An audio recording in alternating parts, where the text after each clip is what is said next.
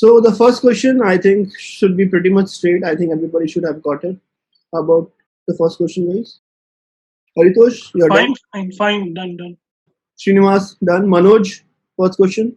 Yeah, we sure done.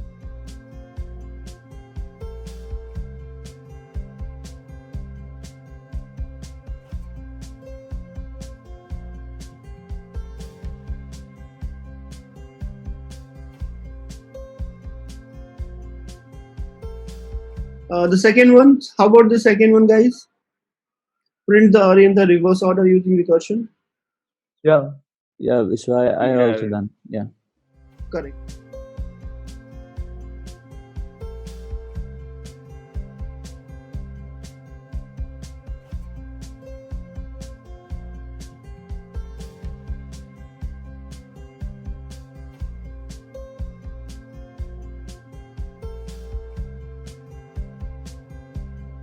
The third one is also should be okay, guys. Third one, how is the third one? Is it done? Length of a string using recursion. You don't have to use any string methods to find the length.